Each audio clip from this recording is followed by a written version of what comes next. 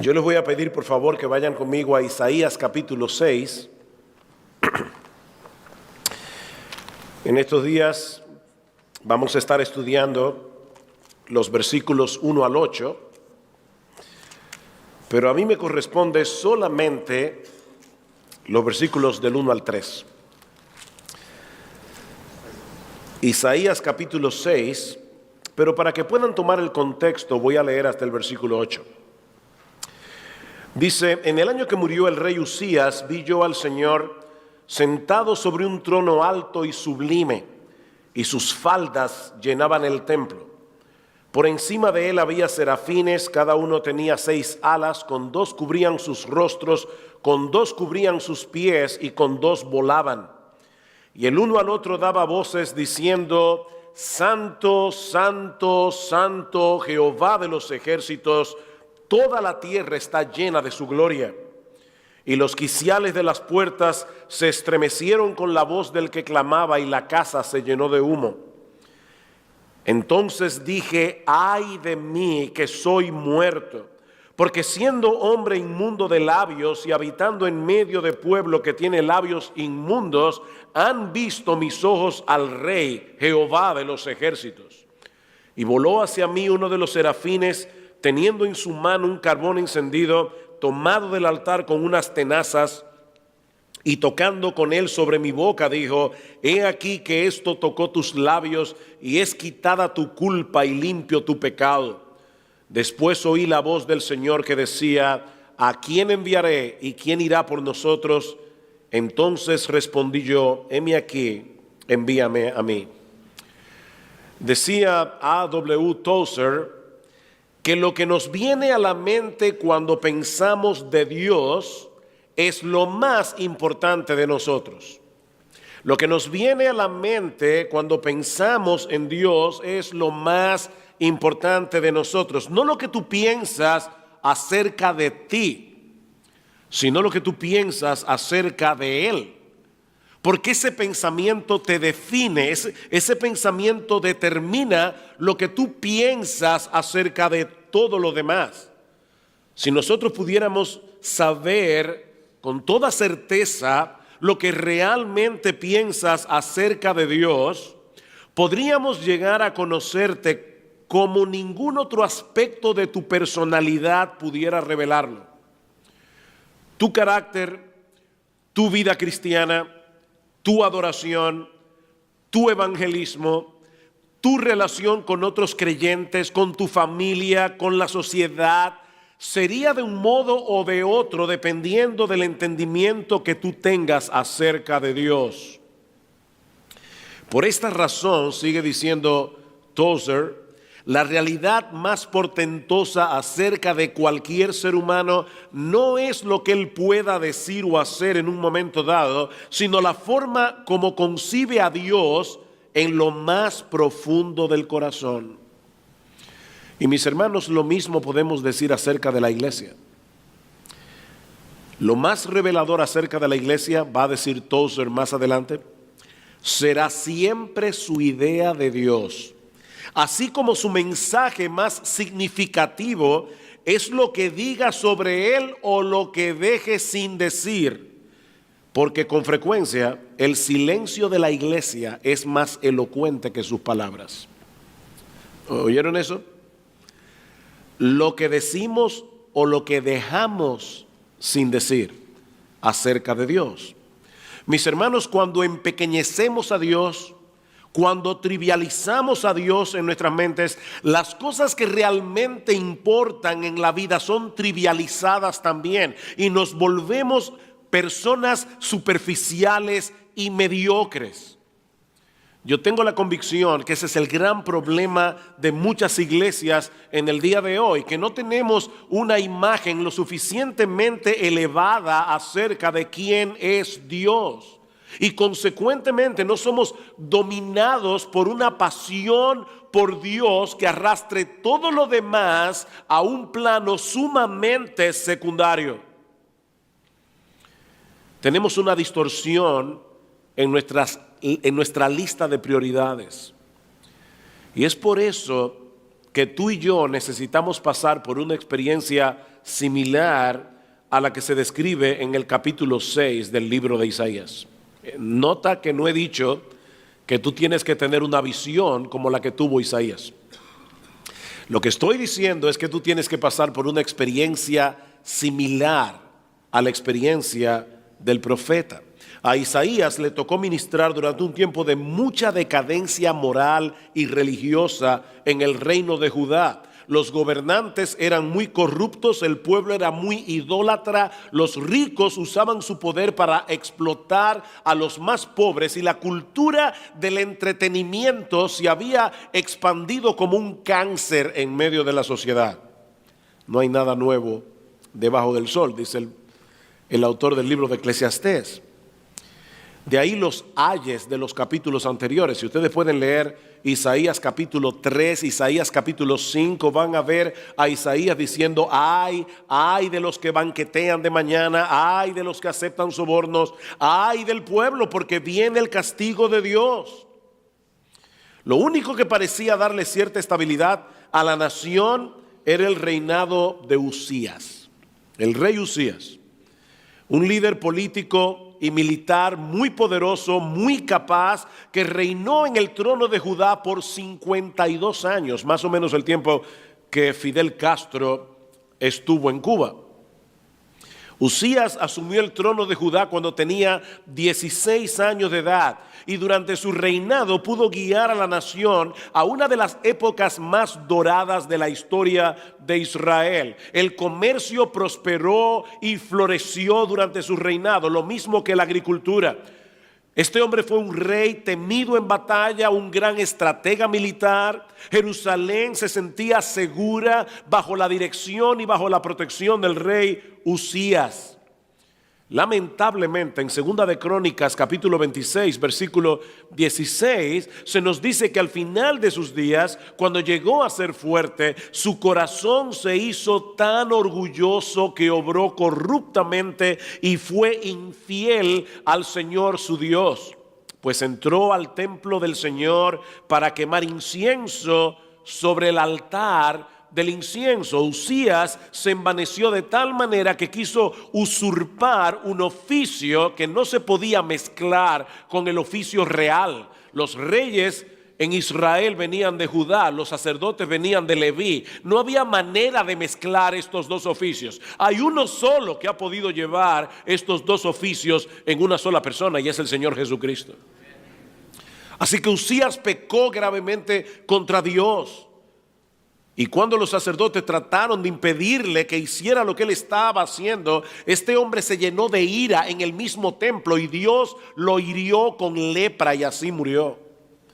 En una forma vergonzosa. Este fue un tiempo de crisis para la nación de Israel. El hombre que había traído estabilidad, prosperidad y seguridad desaparecía del escenario político como un arrogante cubierto de lepra. Y ese fue el año en que Isaías tuvo esta visión que marcó el inicio de su ministerio profético. Vean una vez más el versículo 1. En el año que murió el rey Usías, vi yo al Señor. A partir de ese momento, Isaías se mantuvo predicando fielmente la palabra de Dios durante casi medio siglo, hasta que fue asesinado brutalmente por el rey Manasés. Según la leyenda, Isaías fue cortado en dos por una sierra. Así murió este hombre de Dios. Y mis hermanos, lo que yo quisiera tratar de responder en esta tarde: ¿qué es lo que se requiere para llegar a tener tal pasión por la persona de Dios que le permita a un ser humano común y corriente como tú y como yo? Por favor, no idealicen los personajes bíblicos. Eran hombres de carne y hueso como tú y como yo. Isaías no era un superhombre. ¿Qué es lo que se requiere para que un hombre común y corriente como tú y como yo pueda predicar fielmente la palabra de Dios por casi 50 años en medio de tanta apostasía, en medio de tanta corrupción moral? ¿Qué es lo que se requiere, mis hermanos, para que personas como tú y como yo seamos librados de trivialidades y vengamos a ser hombres y mujeres apasionados con el evangelio de nuestro Señor Jesucristo. Hoy día se habla mucho de la sana doctrina. Y por si acaso, no me malentiendan, yo creo que la sana doctrina es extremadamente importante. Nos gozamos en saber que la sana doctrina se está expandiendo en América Latina, como decíamos en la charla al mediodía. Pero mis hermanos, de nada sirve tener una iglesia con sana doctrina si las personas que están en la iglesia no son apasionados con Dios. Necesitamos tener buena doctrina en la cabeza, pero necesitamos tener el corazón encendido. De lo contrario, la sana doctrina no sirve para nada. Necesitamos ser hombres y mujeres apasionados con el Dios de la Biblia, apasionados con el evangelio. Hombres y mujeres que solo le teman a Dios y a nadie más. Necesitamos ver a Dios como Isaías lo vio.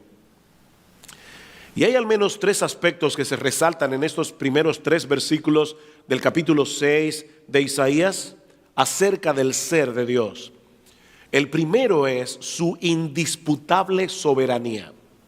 Su indisputable soberanía. Versículo 1. En el año que murió el rey Usías, vi yo al Señor sentado sobre un trono alto y sublime, y sus faldas llenaban el templo. Cada uno de los detalles de esta visión tiene la intención de hacerle ver a Isaías la suprema exaltación de Dios como el rey soberano de todo lo creado. Él está sentado sobre un trono alto y sublime por encima de todos los otros tronos del mundo. No existe ningún poder terrenal que pueda equipararse al poder de Dios.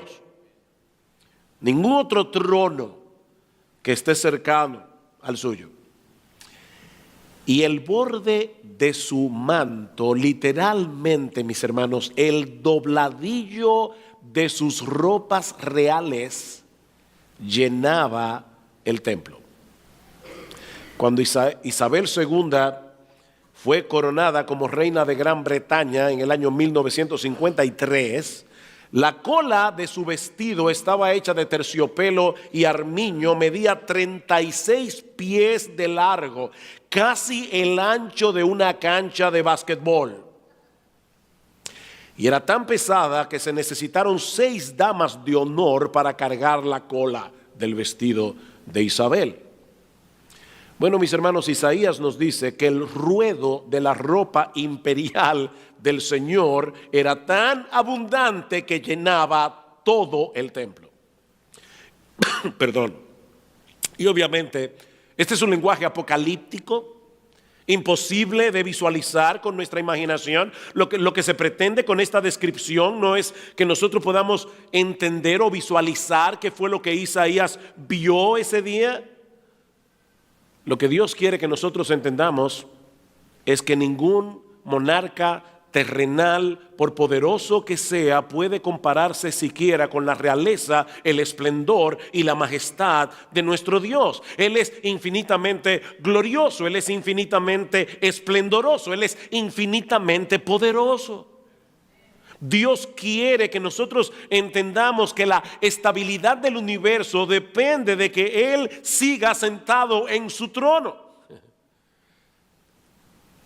La estabilidad del universo depende del reinado absoluto y eterno de Dios.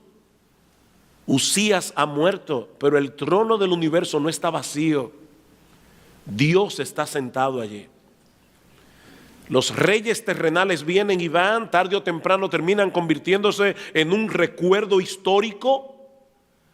Pero nuestro Dios sigue siendo quien Él es. Él sigue manteniendo bajo control desde las estrellas más inmensas de todas las galaxias hasta los virus y bacterias más pequeños que no podemos ver a simple vista. Nuestro Dios es soberano. Él no es un monarca constitucional, como la reina Isabel, por cierto. Pastor, ¿y eso qué significa? Bueno, un monarca constitucional tiene mucha pompa, pero no tiene poder. No, nuestro Dios es rey porque Él reina. Nuestro Dios es rey, Él ejerce. Él es rey. Él puede decir con toda confianza en el capítulo 46 del libro de Isaías: acordaos de las cosas pasadas desde los tiempos antiguos, porque yo soy Dios y no hay otro Dios y nada hay semejante a mí, que anuncio lo por venir desde el principio y desde la antigüedad lo que aún no era hecho. Dios está diciendo: no hay otro Dios como yo, porque solo yo puedo declarar desde el principio cuál será el fin de las cosas, qué es lo que va a suceder al final. Y alguien puede decir: bueno, pastor, pero ese argumento más bien es a favor de la omnisciencia de Dios. Dios conoce el fin desde el principio porque Él es omnisciente, porque Él lo sabe todo. Sí, eso es verdad. Pero Él escucha la conclusión del texto: yo soy Dios, no hay otro Dios, nada hay semejante a mí, que anuncio lo por venir desde el principio y desde la antigüedad lo que aún no era hecho, que digo, mi consejo permanecerá y haré todo lo que quiero. Nuestro Dios conoce el futuro, no simplemente porque Él es omnisciente, sino porque Él es soberano. Porque Él lo decretó. El futuro no es otra cosa que el cumplimiento en el tiempo de los decretos de Dios. Y es importante resaltar aquí en este pasaje de Isaías 46 que Dios está hablando de eventos que tienen que ver con las acciones libres y responsables de seres humanos. Sigue diciendo el versículo 11: yo soy el que llamo desde el oriente al ave y de tierra lejana al varón de mi consejo. En el contexto es el rey Ciro, que luego va a permitir que los hijos de Israel vuelvan del exilio para reconstruir la ciudad y los muros. Yo hablé y lo haré venir, lo he pensado y también lo haré. Nuestro Dios en su soberanía ha contemplado en sus decretos las acciones responsables de los hombres. Su soberanía no anula nuestra responsabilidad moral. Tú y yo somos seres responsables, pero nuestra responsabilidad moral no anula su soberanía. Mi amado hermano, déjame decirte algo: si hoy tú estás en Cristo, si tú viniste a Cristo en arrepentimiento y fe, es porque Dios te amó desde antes de la fundación del mundo. Y Él decretó desde antes de la fundación del mundo que en un momento dado de tu historia, libre y voluntariamente, tú ibas a hacer lo que Él ya había decretado que tú hicieras. Él te llamó eficazmente a salvación. La salvación es del Señor. Eso es básicamente lo que nosotros encontramos en toda la escritura de principio a fin. Me encanta como lo dice Nabucodonosor, increíble, un rey pagano tenía una mejor teología que muchos evangélicos en el día de hoy. Dice Nabucodonosor: todos los habitantes de la tierra son considerados como nada, y Él hace su voluntad en el ejército del cielo y en los habitantes de la tierra, y no hay quien detenga su mano ni le diga: ¿qué haces? Ningún congreso, ni en la tierra ni en el cielo, tiene que aprobar las decisiones de Dios. Ningún congreso puede vetar la autoridad de Dios. Él reúne en sí mismo, en un grado absoluto, el poder judicial, el poder ejecutivo y el poder legislativo. Todo en Él mismo. Porque para eso es Dios. Y mis hermanos, esa es la perspectiva que nosotros necesitamos tener de Dios si queremos ministrar en una forma apropiada su palabra. De hecho, esa es la perspectiva que necesitamos tener como cristianos, seamos pastores o no, porque es en la soberanía de Dios donde descansa nuestra confianza. Él no podría asegurarnos en su palabra que a los que aman a Dios todas las cosas le obran para bien, a menos que Él lo controle todo. El que no lo controla todo, no controla nada. ¿Tú sabes por qué tú y yo no controlamos las cosas? Porque un pequeño virus nos puede acostar en una cama por una semana, y todos los planes que tú tenías para esa semana se fueron a pique. Nuestro Dios lo controla todo y por eso es soberano. Por eso Él puede asegurarnos a ti y a mí: no te preocupes, mi hijo, todas las cosas cooperan para bien de aquellos que me aman, de aquellos que conforme a mi propósito fueron llamados. Ahora, por supuesto, ¿cuál bien? No es que tú tengas buena salud y tengas buen carro, una mansión. No. Esto es a los que conforme a su propósito son llamados, porque a los que antes conoció también los predestinó para que fuesen hechos conformes a la imagen de su Hijo. Ese es el bien, que Dios nos está haciendo igual que Jesús. Así que todas las cosas que nos pasan obran para lograr ese bien. Que tú y yo seamos como Jesús. Nuestra paz, nuestra confianza, nuestra esperanza en medio de la aflicción solo pueden ser posibles si descansamos en la indisputable soberanía de Dios. Pero en este pasaje se resalta también su trascendente santidad. Su trascendente santidad. Vean el versículo 2. Por encima de él había serafines. Cada uno tenía 6 alas, con 2 cubrían sus rostros, con 2 cubrían sus pies y con 2 volaban. Y el uno al otro daba voces diciendo: Santo, Santo, Santo, Jehová de los ejércitos, toda la tierra está llena de su gloria. La palabra hebrea que se traduce serafín transmite la idea de criaturas que parecen estar encendidas en fuego. ¿Recuerdan ustedes cuando en Números capítulo 21 Dios castigó al pueblo de Israel con serpientes ardientes? Esa es la misma palabra. Son criaturas encendidas en fuego. Así que, mis hermanos, por favor, cuando escuchen la palabra serafín, no piensen en esos bebitos rechonchos con alas que aparecen en algunos cuadros renacentistas. No, eran criaturas temibles. Isaías nos dice en el versículo 4 que los quiciales de las puertas se estremecieron con la voz del que clamaba. Un solo ángel hizo temblar los cimientos del edificio del templo. Imagínense unos 50 F-35 volando delante de la comitiva del presidente y tendrán una idea más o menos de lo que Isaías escuchó ese día. Probablemente los serafines sean las criaturas más poderosas y majestuosas que Dios haya hecho, porque son los que están más cerca del trono de Dios. Y sin embargo, mis hermanos, los serafines cubren sus rostros con 2 de sus alas en señal de reverencia, porque ni aun ellos pueden soportar el resplandor de la gloriosa santidad de Dios.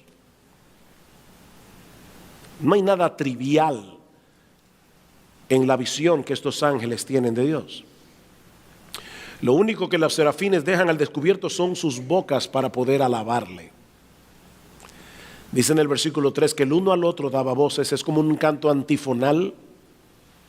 Santo, santo, santo, Jehová de los ejércitos, y el otro grupo responde: toda la tierra está llena de su gloria. En las escrituras se usa la repetición cuando se quiere enfatizar algo. El pastor Lawson habló de eso esta mañana. Es como hacemos nosotros cuando subrayamos una oración o cuando la escribimos en negrita. De manera que lo que los serafines están haciendo aquí es proclamar de la forma más enfática posible que nuestro Dios es santo. Es el único atributo de Dios que se repite 3 veces en la Biblia. Dios es amor, pero en ningún lugar de la Biblia dice que Dios es amor, amor, amor. O que Dios es poderoso, poderoso, poderoso, o justo, justo, justo. Pero sí se dice que Él es santo, santo, santo. Ahora, cuando nosotros escuchamos la palabra santidad, la primera idea que suele venir a nuestras mentes es la de pureza moral. Pureza moral. Y aunque eso está incluido en el concepto de santidad, nuestro Dios es muy puro, nuestro Dios no tiene nada que ver con el pecado. Sin embargo, lo que los ángeles están exaltando aquí no es que Dios es puro, puro, puro. La palabra santidad, y una vez más, Lawson habló de eso hoy, significa cortar, significa separar. Y resalta el hecho de que nuestro Dios está muy por encima de todas las cosas creadas por Él. Él está infinitamente separado de todo lo que no es Dios. Nuestro Dios es el ser más sui generis que existe. Porque Él no puede ser colocado en ninguna categoría en la que se incluya alguna otra cosa que no sea Él. porque Él es supremamente incomparable. Nuestro Dios es únicamente único. La palabra que deberíamos usar, pero lamentablemente no es una palabra de uso común en el día de hoy, es trascendente. Trascendente. Nuestro Dios está infinitamente elevado por encima de todas las cosas creadas por Él. Esa es la idea primaria que los serafines nos intentan comunicar al decir que Él es santo, santo, santo. Hoy en día se tiende a sobreenfatizar la presencia de Dios en medio de su pueblo, pero pocas veces se habla de su trascendencia, de su infinita grandeza, de su gloriosa majestad. Irónicamente, eso no nos permite valorar su presencia como debiéramos. Nuestro Dios es trascendente, Él está lejos, pero nuestro Dios es inmanente, Él está cercano. Ahora, lo sorprendente de la inmanencia de Dios, y sé que estoy usando aquí palabras teológicas, pero la idea de la inmanencia es que Dios está en medio de su pueblo. Lo sorprendente de la inmanencia de Dios es que un ser tan alto, tan elevado, tan majestuoso, tan glorioso, se mezcle con su pueblo. Eso es lo que hace la presencia de Dios digna de ser valorada por encima de todo lo demás. Nuestro Dios se acerca en Cristo. Creo que era R.C. Sproul que preguntaba: ¿qué puede ser más parecido a Dios, un gusano o un serafín? ¿Qué ustedes creen? ¿Qué puede ser más parecido a Dios? ¿Un gusano o un serafín? ¿Cuál es la respuesta? Ninguno de los dos. Ninguno de los dos, porque cuando Dios es la tabla de comparación, no hay nada que se le compare. Él es únicamente único, Él es trascendentemente santo. Por supuesto, al hablar de la santidad de Dios, no podemos dejar de lado su pureza moral. Nuestro Dios es santo porque no hay ningún asomo de pecaminosidad o de impureza en todo su ser. Él es perfectamente santo en todos y cada uno de sus atributos. Él es perfectamente santo en todas y cada una de sus decisiones. Él es perfectamente santo en todas y cada una de sus obras. La santidad de Dios es la corona de sus atributos. Es lo que hace que Dios sea Dios. Ustedes se imaginan cómo sería estar a merced de un Dios que fuera todopoderoso, que fuera inmutable, que fuera omnisciente y que no fuera santo. ¿Cómo sería estar a merced de un Dios así? Sería estar a merced de un monstruo. Pero nuestro Dios es quien Él es precisamente porque Él es santo. Es porque Dios es santo que Él es un ser temible y cautivador al mismo tiempo. Él es temible y Él es cautivador. Él es santo en el ejercicio de su omnipotencia. Él es santo en la aplicación de su justicia. Él es santo en la plenitud de su amor, de su bondad, de su misericordia. ¿Y saben lo que es más sorprendente, mis amados hermanos? Que estamos hablando aquí de que Dios es único, Dios es singular, no hay nadie como Él. Y sin embargo, la santidad de Dios es uno de los atributos que los teólogos llaman comunicables, porque es un atributo que Él comparte hasta cierto punto con sus criaturas. Él llama a los suyos a ser santos. Sed santos porque yo soy santo. Cuando el atributo de la santidad se aplica a las criaturas, lo que se quiere señalar es que nosotros hemos sido apartados. Recuerden la palabra santidad, separados. Hemos sido apartados, hemos sido separados para el uso exclusivo de Dios. Nosotros fuimos comprados para ser exclusivamente suyos.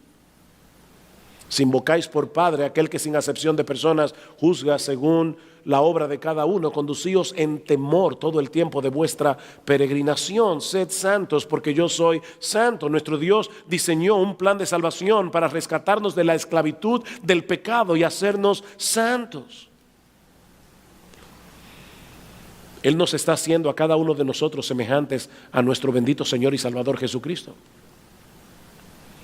Yo he usado muchas veces esta ilustración, perdónenme si la han oído antes, es que no conozco una mejor.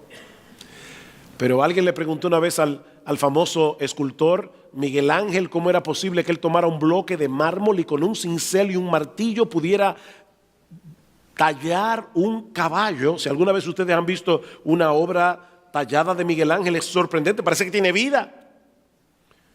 Y le decía a esta persona, ¿cómo es posible que tú puedas tomar un bloque de mármol y sacar de esa piedra un caballo? Y Miguel Ángel decía, es muy fácil, yo tomo el cincel y le quito todo lo que no se parece al caballo. Bueno, mis hermanos, ¿saben lo que Dios está haciendo con cada uno de nosotros? Dios tiene un cincel en la mano, su providencia, y a través de muchas aflicciones Él está tallando en nosotros la imagen de Jesús. Todos nosotros tenemos demasiadas cosas que no se parecen a Jesús. Y el Señor está determinado. Ni tú ni yo queremos ser una obra maestra. Nosotros quisiéramos ser un garabato. Pero nuestro Dios está determinado a hacer una obra maestra con nuestras vidas. Él está determinado a plasmar en nosotros el carácter santo, perfecto de nuestro bendito Señor y Salvador Jesucristo. Y Él lo hará. Y otra vez, como nos decía Lawson esta mañana, hay una santidad que es posicional, hay una santidad que es progresiva y hay una santidad que es final. ¿Saben qué es lo más hermoso que hay en el cielo? Lo más hermoso que hay en el cielo es Jesús. ¿Saben qué es lo segundo más hermoso que hay en el cielo? Que todos nosotros seremos igualitos a Él. Sí, ese hermano que tú ves en la iglesia y que tú no lo soportas mucho va a ser igualito a Jesús. Si es creyente, seremos como Jesús. Dios está empeñado en hacernos como Jesús. Y Él nos dice en su palabra, sed santos porque yo soy santo. Es una orden, no es una opción para el creyente. Mis amados hermanos, sin santidad nadie verá al Señor. Es por eso que nosotros creemos que en las iglesias evangélicas hay muchas personas que creen ser lo que no son. Porque si no son santos, si no están luchando con su pecado, si no se avergüenzan de su pecado, si no se arrepienten de su pecado, si no viven una vida de arrepentimiento, probablemente van camino al infierno. Mis hermanos, si camina como un ganso, habla como un ganso y se mueve como un ganso, no lo dudes, es un ganso. Sed santos porque yo soy santo. Dios nos escogió en Cristo. Dios nos salvó. Dios hizo una obra de regeneración en nosotros para hacernos santos. Sed santos porque yo soy santo. Lo irónico es que muchas veces tú y yo quisiéramos tener los atributos incomunicables de Dios. No queremos ser santos, pero queremos ser todopoderosos, ¿no es así? ¿No te gustaría ser el soberano del universo? ¿Tener el control de todo en las manos? O por lo menos de tu esposa. ¿No te gustaría? Pero Dios no dice en ninguna parte de la Biblia, sed todopoderosos como yo soy todopoderoso. Dios no dice en ninguna parte de la Biblia, sed soberanos como yo soy soberano. No, lo que Él dice, sed santos porque yo soy santo. Eso es lo que Él dice en su palabra. Mi hermano, no trates de ser Dios. Conténtate con contemplar su hermosura con admiración y procura en dependencia del Espíritu de Dios a vivir coram Deo, una de las frases favoritas de Sproul. A vivir en la presencia de Dios, a vivir en la cara de Dios. Porque eso es una realidad, aunque no estemos conscientes de ella. Nosotros vivimos en la presencia de Dios. ¿A dónde me iré de tu espíritu? ¿Y a dónde huiré de tu presencia? Si subiera a los cielos, allí estás tú. Si en lo profundo del mar hiciera mi estrado, allí estás también. Pero hay un aspecto más que se resalta en este pasaje acerca del ser de Dios. Me dijeron que debía terminar a las 6:45. Hay un aspecto más, y es la manifestación visible de su gloria. Vean otra vez el versículo 3. Y el uno al otro daba voces diciendo: Santo, Santo, Santo Jehová de los ejércitos, toda la tierra está llena de su gloria. Las palabras que se usan en la Biblia para referirse a la gloria de Dios, tanto en el Antiguo Testamento como en el Nuevo Testamento, significan honor, valor superlativo, riqueza, excelente reputación, esplendor. John Piper define la gloria de Dios, y escuchen esto, como la belleza y excelencia de sus múltiples perfecciones. Es un intento de poner en palabras cómo es Dios en su magnificencia y pureza. En Dios hay una plenitud infinita y desbordante de todo lo que es bueno, dice Piper. Es la armonía perfecta de todos sus atributos en un ser infinitamente hermoso y personal. Eso es la gloria de Dios. Es una gloria que Dios tiene en sí mismo, independientemente de que otros puedan apreciarla. El sol sigue siendo el sol, aunque el mundo esté lleno de ciegos. Es una gloria que Dios tiene, aunque nadie pueda deleitarse en ella. La gloria de Dios no depende de que otros la vean y la admiren. Desde toda la eternidad hasta la eternidad, Él es, ha sido y siempre será un Dios magnificente y glorioso. Lo era cuando nada había sido creado, y habría seguido siendo glorioso aunque no hubiera creado nada. Él es glorioso. Sin embargo, en su amor y en su bondad, Dios decidió compartir su gloria con sus criaturas, con otras criaturas. Dios decidió permitir que otros puedan experimentar, oigan esto, el gozo y el deleite supremo que Él experimenta en la contemplación de sí mismo. Dios no es idólatra. Dios se ama a sí mismo con todo su corazón, con toda su alma, con toda su mente y con todas sus fuerzas. Dios sabe que en todo el universo no hay nadie como Él. Y Él hizo criaturas inteligentes que pudieran entender su gloria, que pudieran deleitarse en su gloria, que pudieran contemplar su gloria, que pudieran experimentar el gozo y el deleite que Dios experimenta en la contemplación de sus propios atributos. Y Él, todo lo que ha hecho, en todo lo que Él ha hecho, Él ha plasmado su gloria. Llena está toda la tierra de su gloria. Y ustedes conocen seguramente de memoria el Salmo 19. Los cielos cuentan la gloria de Dios y el firmamento anuncia la obra de sus manos. Los cielos cuentan, proclaman la gloria de Dios. ¿Saben, mis hermanos, que si no estuviéramos tan infectados del secularismo que impera a nuestro alrededor, donde quiera que se posaran nuestros ojos, veríamos evidencias suficientes del poder y la sabiduría de Dios como para postrarnos y adorarle? He ahí, mis amados hermanos, la perspectiva de Dios que debe ser recobrada por la iglesia de nuestra generación. Nosotros necesitamos ver a Dios como Isaías lo vio. El Dios de indisputable soberanía, el Dios de trascendente santidad, el Dios que es magnificente en su gloria. Una gloria que brilla con mayor resplandor en la cruz del Calvario. Mis hermanos, escuchen con cuidado, y ya estoy terminando, hermanos de Ligonier, no se pongan nerviosos. Escuchen con cuidado este pasaje del capítulo 12 del Evangelio de Juan, porque si yo no cito este pasaje, no vamos a entender Isaías capítulo 6. Y yo habré perdido mi tiempo. Juan el apóstol está tratando de explicar por qué los judíos de su época, los judíos incrédulos, rechazaron a Jesús. Y escuchen cuál fue la explicación.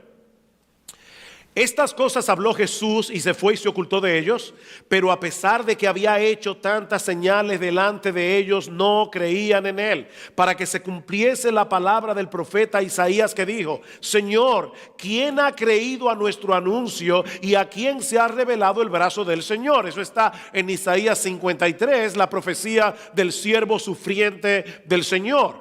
Sigue diciendo Juan: por esto no podían creer, porque también dijo Isaías: cegó los ojos de ellos y endureció su corazón, para que no vean con los ojos y entiendan con el corazón y se conviertan y yo los sane. Isaías capítulo 6. Isaías dijo esto cuando vio su gloria y habló acerca de él. ¿Acerca de quién? Acerca de Jesús. Mis amados hermanos, la visión que Isaías tuvo en el capítulo 6 no era de Dios el Padre, era de Dios el Hijo. En Apocalipsis capítulo 4 y capítulo 5 vamos a ver otra vez el santo, santo, santo, refiriéndose a Dios el Padre. Pero en Isaías capítulo 6, el santo, santo, santo se refería a Dios el Hijo. Pero lo sorprendente de este pasaje, mis hermanos, es que Juan está conectando aquí la profecía del siervo sufriente del Señor en Isaías 53 con esta visión de la gloria de Dios en Isaías capítulo 6. De manera que ahora sabemos que ese Rey de gloria, a quienes los serafines alababan con reverencia y temor, fue el que decidió hacerse hombre y asumir la postura de un siervo para morir en nuestro lugar en la cruz del Calvario. Mis hermanos, ese es el rayo más potente de la gloria de Dios. Que el soberano se hizo siervo, y aquel que es 3 veces santo fue hecho pecado para recibir sobre sí toda la ira del Padre, para que ahora tú puedas ser uno de los redimidos, para que tú puedas ser hecho santo. Oh, mis hermanos, que el Señor nos ayude a ver a Dios así, el Dios de gloria que manifiesta su gloria en el Evangelio. Dice Pablo: si nuestro Evangelio está encubierto entre los que se pierden, está encubierto en los cuales el Dios de este siglo cegó el entendimiento de los incrédulos, para que no les resplandezca la luz del Evangelio de la gloria de Cristo. La luz del Evangelio de la gloria de Cristo. El incrédulo está ciego y el diablo lo mantiene en su ceguera para que no pueda ver la hermosura de Jesús, para que no pueda pasar por la experiencia de Isaías capítulo 6. Pero nosotros los predicadores predicamos el Evangelio, dice Pablo en el versículo 5 de ese mismo pasaje, 2 Corintios capítulo 4. ¿Saben por qué nosotros predicamos el Evangelio? Porque Dios ha decidido usar la predicación del Evangelio para abrir los ojos de los ciegos. Y cuando estábamos allí sentados en una iglesia algún día y alguien estaba predicando el Evangelio de la gloria de Dios en Cristo, dice Pablo en el versículo 6 de 2 Corintios capítulo 4: y Dios, que mandó que de las tinieblas resplandeciese la luz, es el que resplandeció en vuestros corazones para el conocimiento de la gloria de Dios en la faz de Jesucristo. El mismo Dios que en Génesis capítulo 1 versículo 3 dijo: sea la luz, y fue la luz. Ese mismo Dios, cuando tú estabas escuchando la predicación del Evangelio, vino a través de su Espíritu Santo y dijo: sea la luz. Y tú por primera vez en tu vida viste lo que antes eras incapaz de ver, que nuestro Señor Jesucristo es más glorioso que lo que nuestras mentes pueden entender y nuestras bocas pueden expresar. Eso es lo que ocurre cuando una persona se convierte a Cristo.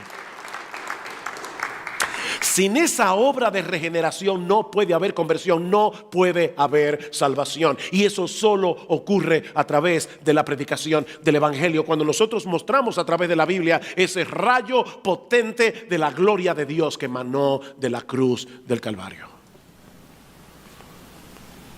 Como decíamos al principio de este mensaje, tú y yo necesitamos con urgencia recobrar esa perspectiva de Dios. Esa es la necesidad más urgente de la iglesia de nuestra generación.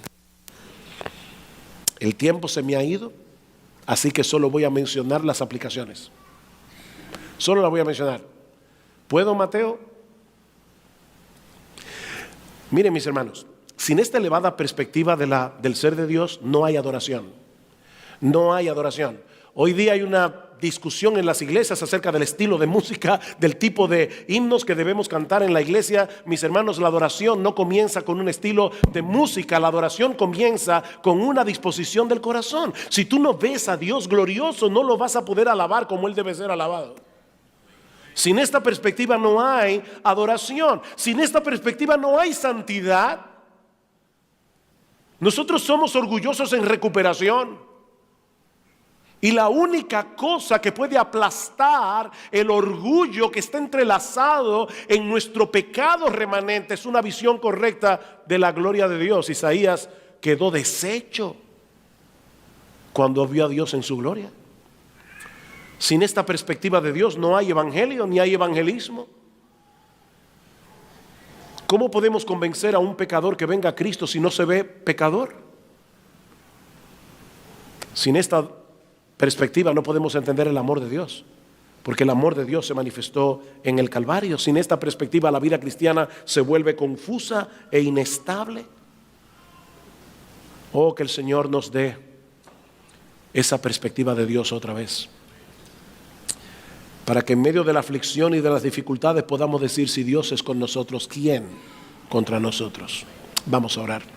Padre, queremos darte gracias por habernos dado tu palabra en esta tarde. Gracias, oh Señor, por este pasaje tan glorioso. Oh, abre nuestros ojos, Señor, echa colirio en nuestros ojos para que nosotros podamos verte a ti como debemos verte, para que podamos ver a Cristo en su gloria, en su belleza, en su majestad. Alabado sea tu nombre, en Cristo nuestro Salvador. Amén y amén.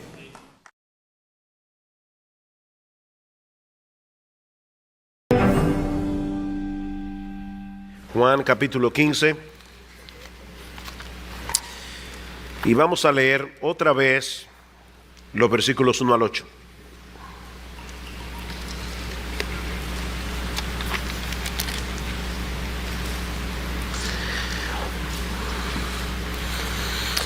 Dice así la palabra de Dios: yo soy la vid verdadera, y mi Padre es el labrador. Todo pámpano que en mí no lleva fruto lo quitará, y todo aquel que lleva fruto lo limpiará para que lleve más fruto. Ya vosotros estáis limpios por la palabra que os he hablado. Permaneced en mí y yo en vosotros, como el pámpano no puede llevar fruto por sí mismo si no permanece en la vid, así tampoco vosotros si no permanecéis en mí. Yo soy la vid, vosotros los pámpanos. El que permanece en mí y yo en él, éste lleva mucho fruto, porque separados de mí nada podéis hacer. El que en mí no permanece será echado fuera como pámpano y se secará, y los recogen y los echan en el fuego y arden. Si permanecéis en mí, mis palabras permanecen en vosotros, pedid todo lo que queréis y os será hecho. Esta noche vamos a ver a qué se refiere esta promesa. En esto es glorificado mi Padre, en que llevéis mucho fruto y seáis así mis discípulos. Una de las cosas que solemos hacer los creyentes cuando estamos compartiendo el Evangelio es recomendar a las personas que lean el Evangelio de Juan. Yo estoy seguro que muchos de ustedes han hecho eso. Comparten el Evangelio, la persona muestra cierto interés, quiere leer la Biblia, y uno le dice: no comiencen necesariamente por Génesis, comienza en el Evangelio de Juan. Y eso tiene sentido porque el mismo Juan nos dice que el propósito de su Evangelio es llevar a sus lectores a creer que Jesús es el Cristo, el Hijo de Dios, y para que creyendo tengáis vida en su nombre. El Evangelio de Juan nos presenta en una forma clara y sencilla las verdades del Evangelio que un incrédulo necesita conocer para venir a Cristo en arrepentimiento y fe. Sin embargo, cuando nosotros venimos al conocimiento del Señor y continuamos leyendo el Evangelio de Juan, nos damos cuenta que contiene verdades teológicas sumamente profundas. Un comentarista dice que el Evangelio de Juan es como una playa cuyas aguas son lo suficientemente superficiales como para que un incrédulo pueda entrar por ellas en el reino de Dios, pero lo suficientemente profundas como para que el erudito más brillante se ahogue allí. Y lo cierto es que eso es lo que ocurre con este pasaje que nosotros comenzamos a estudiar la semana pasada.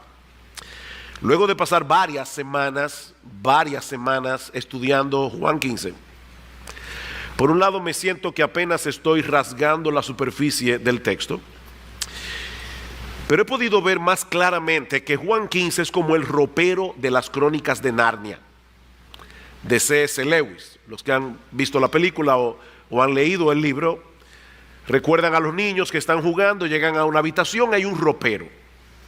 Cuando uno abre el ropero, parece que el espacio que tiene dentro es estrecho, es pequeño, pero si decidimos entrar en el ropero, descubriremos un mundo fascinante que nunca podremos conocer completamente. Nunca. ¿Qué nos enseña Jesús en Juan 15? Algo muy sencillo, que Él es la vid, su padre es el viñador y nosotros somos las ramas. Él no es una vid entre muchas otras vides, no, Él es la única vid. Todas las demás son falsas, todas las demás son inauténticas, todas las demás son engañosas o, como en el caso de Israel, una mera sombra que apuntaba hacia la verdadera vid. Y nosotros somos las ramas, unidas a Cristo por la fe con una unión indisoluble. De manera, mis amados hermanos, que nuestra única función en el mundo es llevar los frutos de la vid. De hecho, Él nos dice que el pámpano que da fruto es podado por su Padre. A través de la palabra, cuando la palabra es predicada, ustedes son podados, somos podados. Cuando Dios viene y nos disciplina por causa de algún pecado, a través de providencias aflictivas, el Padre nos poda. ¿Para qué? Para que llevemos más frutos. ¿Y qué clase de fruto es este? Bueno, la semana pasada decíamos que aunque el texto no lo define, nosotros tenemos evidencias suficientes en el pasaje para concluir que se trata de la vida de Jesús en mí siendo vivida y manifestada a través de mí. Es la vida de Jesús en mí siendo vivida y manifestada a través de mí. Recuerden, hermanos, la ilustración que el Señor está usando aquí. Las ramas que están vitalmente unidas a un árbol frutal van a producir el fruto de ese árbol. Sea mango, sea naranja, sea limones, lo que sea, porque esa es la naturaleza del árbol. El árbol produce conforme a su naturaleza. Si Jesús es la vid y nosotros somos las ramas, hermanos, ¿cuál es el fruto que van a producir aquellos que están vitalmente unidos, conectados con Cristo? Van a reproducir a Jesús. Un creyente que está dando fruto se está conformando cada vez más al carácter de nuestro Señor Jesucristo. Gálatas capítulo 5 versículo 22. El fruto del Espíritu es amor, gozo, paz, paciencia, benignidad, bondad, mansedumbre, fe, templanza. Esos frutos incluyen también todas las cosas que el Señor hace a través de los creyentes para la expansión de su reino, para la edificación de su iglesia, y que no puede ser explicado en términos naturales. Hermanos, hay un montón de cosas que los creyentes hacen que no puede ser explicado en términos naturales. Tenemos que decir, es la gracia de Dios en él. Ahora bien, no todos los creyentes fructifican en el mismo grado. De hecho, no todos los creyentes dan la misma cantidad de frutos todo el tiempo. ¿De qué depende eso? De que permanezcan en la vid. Por eso decíamos la semana pasada que en todo este pasaje no hay un solo mandamiento al creyente para que dé fruto. El único mandamiento que nosotros encontramos en la porción del 1, versículos 1 al 8 es: permanezcan en mí, porque si permanecemos en Cristo vamos a dar frutos. Así que el mandamiento no es den fruto, el mandamiento es permanezcan en mí, porque si permanecen en mí van a dar fruto. Versículo 4, permaneced en mí y yo en vosotros, como el pámpano no puede llevar fruto por sí mismo si no permanece en la vid. Hermanos, así tampoco vosotros si no permanecéis en mí. La fructificación depende de nuestra permanencia en Jesús.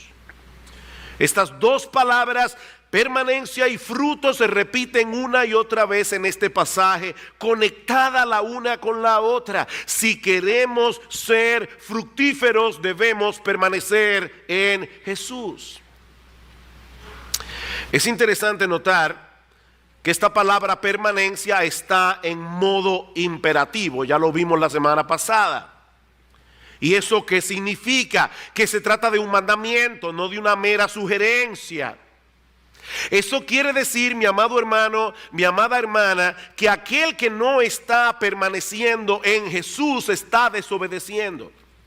Es un mandato, está desobedeciendo a nuestro Señor y Salvador. Por otra parte, el tiempo del verbo que aparece aquí nos indica que se trata de algo que nosotros debemos hacer activa e intencionalmente. En otras palabras, esto no es algo que ocurre porque sí, por accidente. No, es el resultado de una acción responsable de parte del creyente. Yo sé, mis hermanos, que esto que voy a decir ahora puede sonar muy obvio, pero concédanme el agravio, permítanme el agravio, o perdónenme el agravio, debe ser. Nadie puede permanecer en Cristo en tu lugar. Nadie puede permanecer en Cristo por ti. Tu esposa no puede hacer eso, tu esposo no puede hacer eso, tus padres no pueden hacerlo, tus pastores no pueden hacerlo, ningún hermano de la iglesia puede permanecer en Cristo por ti. Solo tú puedes permanecer en Cristo. Esa es tu responsabilidad personal. ¿Y eso qué significa en la práctica? Bueno, la semana pasada nosotros definimos esa permanencia como mantenernos en comunión con Jesús y en dependencia de Jesús en todo momento de cada día. ¿Qué es permanecer en Jesús? Es mantenernos en comunión con Jesús y en dependencia de Jesús momento a momento, día tras día. Y lo primero que yo quiero hacer en la mañana de hoy es tomar estos dos elementos esenciales de esta definición, de manera que todos podamos salir de aquí comprendiendo de la manera más concreta posible lo que significa permanecer en Cristo. Yo no quiero que nadie salga de aquí preguntándose, pero ¿eso cómo se hace? No, yo quiero ayudarte en la mañana de hoy. Es todo lo que yo voy a hacer.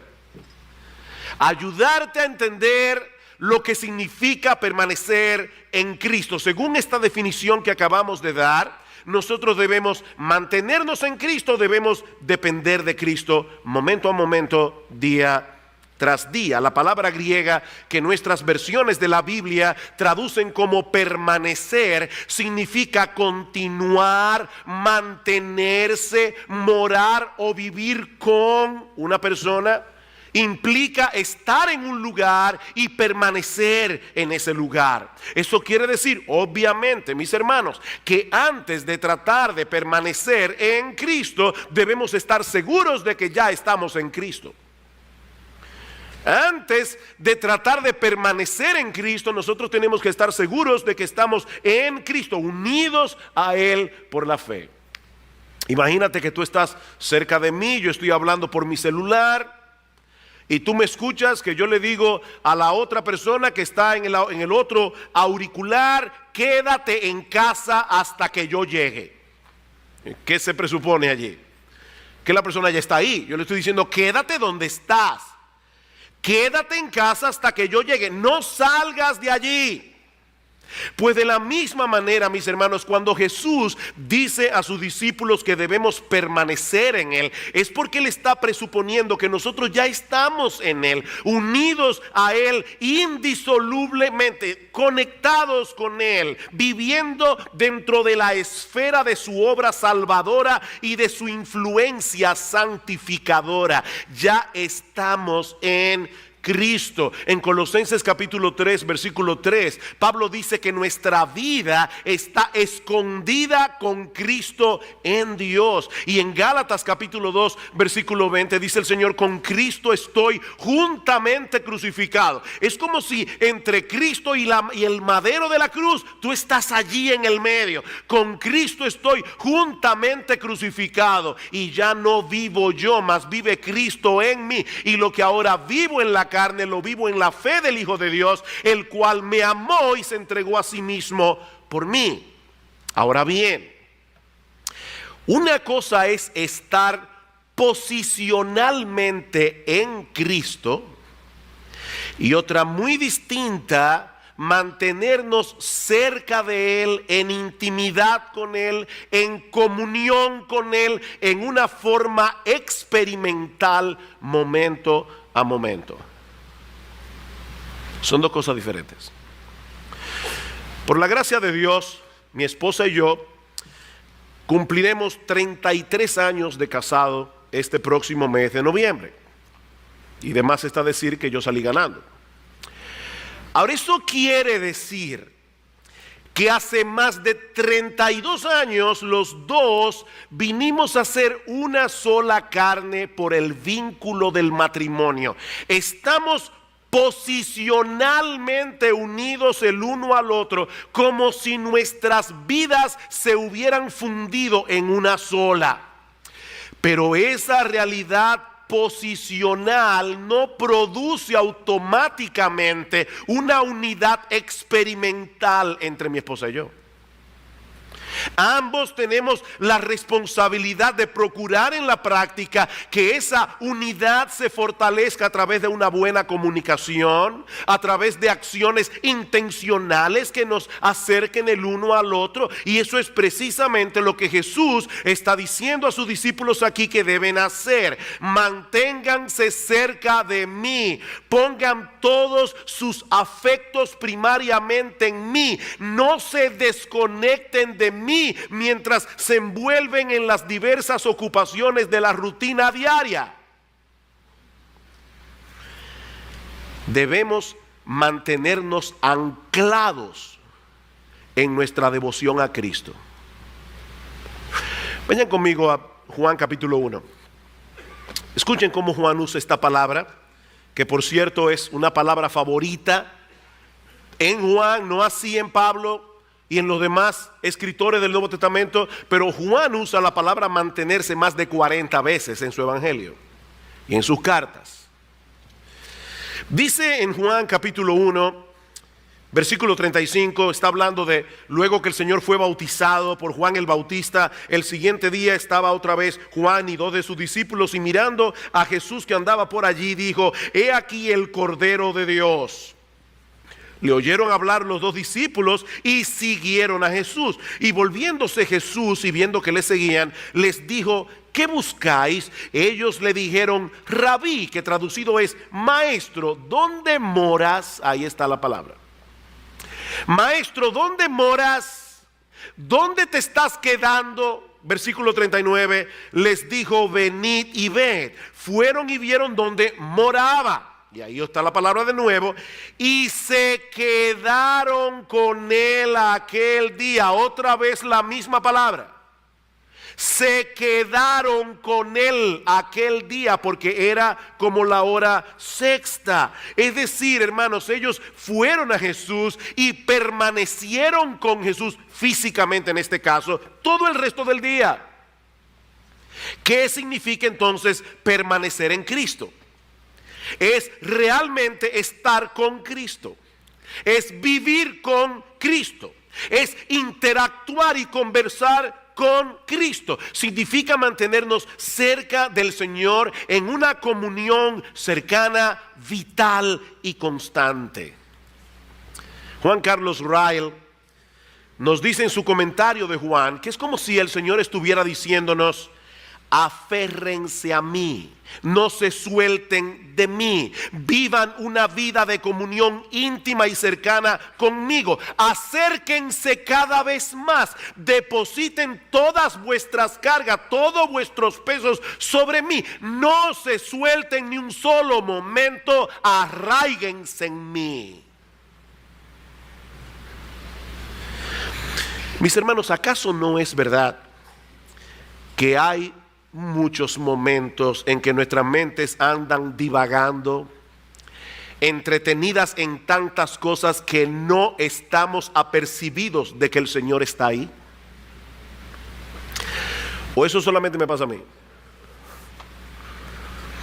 Él está ahí y nosotros estamos unidos a Él. Esa es la enseñanza de Pablo en Romanos capítulo 8, versículo 35 en adelante. ¿Qué nos separará del amor de Cristo? Y la respuesta, si usted sigue leyendo el pasaje de Romanos, es nada, nada. ¿Qué puede separarnos del amor de Cristo? Nada. Nada, ni lo alto, ni lo profundo, ni lo bajo, ni lo alto, ni lo sublime, ni ninguna otra cosa creada nos podrá separar del amor de Dios que es en Cristo Jesús, Señor nuestro. Nada puede separarnos del Señor. Pero aquí estamos hablando de una realidad experimental. Yo no sé cuántos de ustedes han estado en medio de un grupo en el que no conocen prácticamente a nadie. Eso pasa sobre todo cuando invitan a uno a una boda de un primo lejano con el que tú no te relacionas mucho, y para colmo de males los asientos en la mesa tienen nombre y a ti te toca sentarte en medio de un grupo de gente que tú no conoces. Me pasó recientemente esa situación. Hermanos, uno se siente como en una especie de limbo social. ¿Se han sentido así? En un limbo social. O sea, usted está ahí, pero realmente es como si no tuviera. Yo me pregunto, mis hermanos, ¿cuántas veces el Señor se sentirá así en medio nuestro? ¿En un limbo social? Él está allí, pero nosotros estamos tan entretenidos con tantas cosas que es como si no estuviera a nuestro lado. Es como si Él no estuviera presente en nuestras reuniones, ni siquiera cuando estamos entre cristianos. Permanecer en Cristo es estar apercibidos de su presencia en nuestras vidas y en una forma intencional mantener una comunión real y cercana con Él. No se trata de algo místico, no se trata de algo abstracto o de entrar en una especie de trance contemplativo que nos desconecta de la realidad. No, Jesús es una persona real que ha prometido estar con nosotros todos los días hasta el fin del mundo. Pero de nada sirve esa promesa si la mayor parte del tiempo no estamos conscientes de que Él está ahí. O lo que es todavía peor, hermanos, si por momentos nosotros no quisiéramos que Él estuviera allí. Pastor, pero ¿y eso puede pasarle a un creyente? Mis hermanos, el pecado todavía mora en nosotros y es engañoso. Y el pecado puede llevarnos a pensar que vivir tomando en cuenta todo el tiempo la presencia de Jesús en nuestras vidas puede llegar a ser agobiante y opresivo. ¿Han estado ustedes alguna vez al lado de alguien que suele ser muy quisquilloso, que a todo le busca un pero? Ese tipo de personas nos hace sentir incómodos, no por ser demasiado santos, no. Es porque ellos parecen ser incapaces de disfrutar de cualquier cosa de la vida sin encontrarle algo negativo, aunque sea legítimo y aunque sea bueno. Esa no fue la experiencia que los discípulos tuvieron con Jesús. Recuerden, hermanos, que ellos convivieron con él íntimamente por más de 3 años, y ahora que el Señor les ha dicho que se va, ellos no respiraron aliviados, no, sus corazones se llenaron de tristeza. ¿Saben por qué? Porque ellos no querían separarse de Jesús, porque ellos habían experimentado en la práctica que estar al lado de Jesús, como dice David en el Salmo 16, es experimentar plenitud de gozo, delicias a su diestra para siempre. A Jehová he puesto siempre delante de mí, por tanto se gozó mi corazón. Se gozó mi corazón. Queridos hermanos, Jesús vino a darnos vida y vida en abundancia. Si queremos disfrutar de esa realidad a plenitud, debemos mantenernos cerca de Él, cultivando una relación experimental, íntima y cercana con nuestro bendito, precioso, glorioso, maravilloso y exaltado Señor y Salvador Jesucristo. Pero no solo eso. Así como debemos mantenernos cerca de Cristo, también debemos depender de Él, momento a momento, conscientes de la necesidad que tenemos continuamente de todos los recursos que se encuentran en Él. El creyente que permanece en Cristo vive con la conciencia de lo mucho que necesita a Cristo. Él sabe que cuando está atribulado, solo podrá encontrar en Jesús el consuelo que su alma necesita.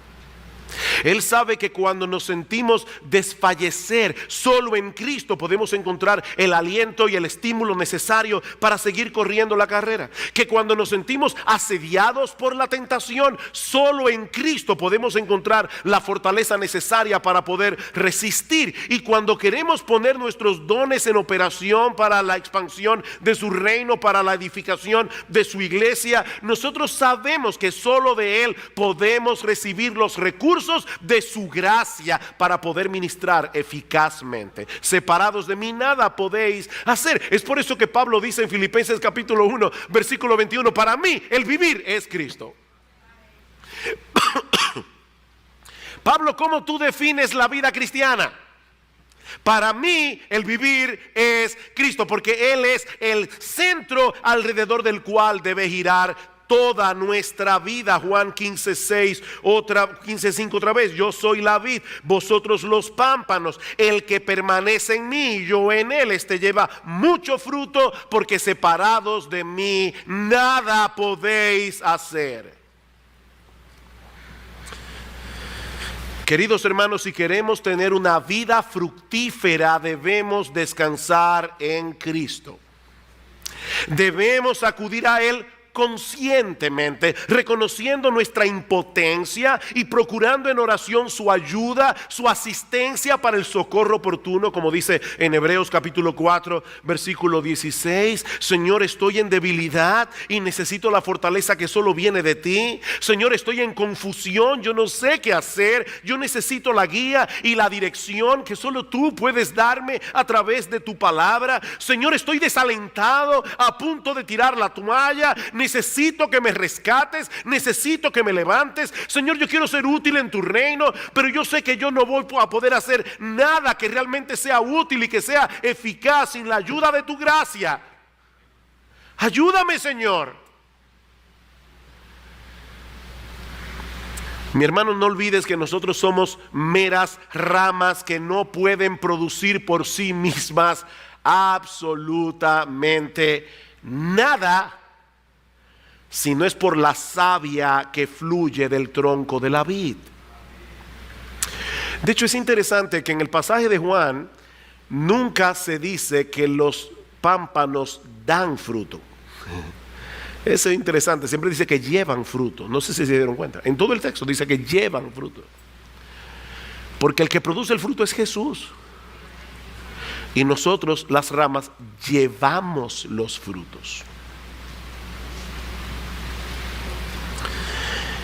Mantente aferrado a la vid para que puedas llevar los frutos que solo la vid puede producir. Ahora, yo le decía al principio de este mensaje, yo no quiero arriesgarme a que algunos creyentes salgan de este lugar sin entender todavía cómo llevar esta enseñanza a la práctica. Así que, habiendo visto los dos elementos esenciales que componen nuestra permanencia en Cristo, mantenerse en Jesús, depender de Jesús, ahora yo quiero que veamos otros dos elementos que son indispensables para nuestra permanencia en Jesús. Nosotros podríamos mencionar otras cosas, pero estos dos son indispensables para nuestra permanencia en Jesús, y el primero es su palabra. Su palabra. Si queremos permanecer en Cristo, dice el Señor, sus palabras deben permanecer en nosotros. Versículo 7: si permanecéis en mí y mis palabras permanecen en vosotros, pedid todo lo que queréis y os será hecho. Yo le decía al principio, esta tarde, si el Señor lo permite, vamos a ver lo que significa esta maravillosa promesa en cuanto a la oración, pero ese no es el punto que yo quiero tratar ahora. Jesús está diciendo aquí: si permanecéis en mí y mis palabras permanecen en vosotros. John Piper, hablando acerca de esto, dice: la morada de Cristo en nosotros es intercambiable con su palabra morando en nosotros. Él es la palabra encarnada y esta es la palabra de Cristo escrita. Es intercambiable. Si Él permanece en nosotros, sus perspectivas permanecen. Si Él permanece en nosotros, sus prioridades permanecen. Si Él permanece en nosotros, sus principios permanecen. Si Él permanece en nosotros, sus promesas permanecen. Si Él permanece en nosotros, sus mandamientos permanecen. En resumen, cuando Cristo permanece en nosotros, su palabra permanece en nosotros. Esa es la enseñanza de Pablo en Romanos capítulo 12, versículo 2, que de hecho allí encontramos algo extraño gramaticalmente hablando, porque Pablo dice: no os conforméis a este siglo, sino transformaos por medio de la renovación de vuestro entendimiento. Lo extraño de ese pasaje es que el mandamiento transformarse está en voz pasiva, y aquellos que hace mucho que no pasaron por la escuela saben que en la voz pasiva el sujeto recibe la acción del verbo.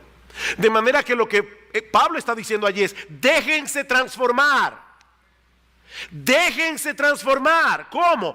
Por medio de la renovación de vuestro entendimiento, empapando vuestra mente con la palabra, para que la palabra despeje las tinieblas con las que llegamos a Cristo. Hermanos, todos nosotros llegamos con prejuicios al Evangelio. Todos nosotros llegamos con mentiras al Evangelio, creyendo cosas que no son verdad. Pero Cristo viene con su palabra y nos trae luz y comienza a despejar esas tinieblas. ¿Saben qué, hermanos? Cada vez que nosotros actuamos conforme a la voluntad de Dios revelada en su palabra, no es simplemente que nos estamos apegando a un código de conducta. Hay creyentes que lo ven así. Este es el código para participar de este club. Estas son las reglas. No, hermanos, no. No es un código de conducta. Nuestro Señor Jesucristo está vivo, morando y actuando en nuestro interior por su palabra viva. Él está vivo y Él está actuando en nuestro interior por medio de su palabra viva. La palabra de Dios es viva y eficaz, de modo que nosotros podemos y debemos interactuar con Jesús en nuestra vida diaria, tomando en cuenta sus opiniones reveladas en su palabra, que por cierto siguen tan vigentes hoy como cuando fueron originalmente escritas. Señor, tú dices en tu palabra que esto debe manejarse de esta o esta manera, no como me dice mi corazón. Gracias, Jesús, porque no me dejaste en oscuridad con respecto a este asunto. Gracias por haber traído este texto o este principio de tu palabra a mi memoria en esta disyuntiva de mi vida. Señor Jesús, ayúdame a obedecerte. Señor Jesús, ayúdame a creer de todo corazón que tus caminos son infinitamente mejores que los míos. Ayúdame, Señor, a recordar en todo momento que tú viniste para que tengamos vida y vida en abundancia. Inclina, Señor, mi corazón a la obediencia para que yo pueda disfrutar de esa vida abundante que tú viniste a darme. Mis hermanos, no existen atajos para una vida cristiana fructífera. Esta es la época del microondas. Y uno quisiera, ¿verdad?, que llegara a la iglesia y automáticamente, sin hacer mucho esfuerzo, el microondas se encarga. No existe un cristianismo de microondas. No hay atajos para una vida cristiana fructífera. ¿Quieres llevar frutos para la gloria de Dios? Debes permanecer en Cristo. ¿Quieres permanecer en Cristo? Su palabra debe morar abundantemente en ti. Debes empaparte de esa palabra, debes meditar en esa palabra, debes aferrarte a esa palabra por encima de cualquier opinión humana. Una cosa es leer la Biblia con el propósito de ganarnos el favor de Dios. Señor, aquí estoy, es temprano, mírame bien, mira la hora, Señor. Yo espero tu bendición hoy. Eso es legalismo. Otra muy diferente es leer las Escrituras con la conciencia de que es la palabra de Dios. Y yo quiero conocerlo más íntimamente a Él, que se revela en esta palabra. Yo quiero conocer todo lo que Él hizo y todo lo que Él hace y todo lo que Él hará a mi favor a través del Evangelio. Yo quiero saber cómo piensa mi Señor. Yo quiero saber qué le agrada a mi Señor. Yo quiero saber qué le disgusta a mi Señor, porque eso es lo que me va a ayudar a tener una mayor intimidad con Él. Escucha cómo Pablo ora por los colosenses, en Colosenses capítulo 1. Colosenses capítulo 1, yo leí este texto en el culto de oración este miércoles. Dice: por lo cual, versículo 9, por lo cual también nosotros desde el día que lo oímos no cesamos de orar por vosotros y de pedir que seáis llenos del conocimiento de su voluntad en toda sabiduría e inteligencia espiritual. Yo quiero que ustedes sean llenos de ese conocimiento. ¿Para qué? Para que andéis como es digno del Señor, agradándole en todo, llevando fruto en toda buena obra y creciendo en el conocimiento de Dios. Yo quiero que ustedes hagan eso. Pablo, ¿y cómo yo puedo llenarme del conocimiento de su sabiduría, de esa sabiduría, del conocimiento de su voluntad? Colosenses 3:16, la palabra de Cristo more en abundancia en nosotros, enseñándoos y exhortándoos unos a otros en toda sabiduría, cantando con gracia en vuestros corazones al Señor, con salmos, con himnos y cánticos espirituales. Yo quiero que la palabra de Cristo more en abundancia en vosotros. Pastores, que yo no tengo tiempo. De verdad.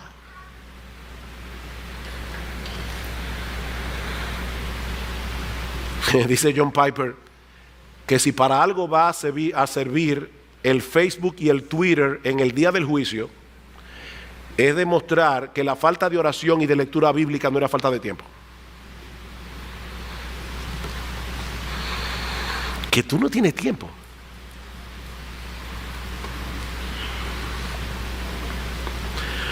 ¿O será que tus prioridades están trastornadas?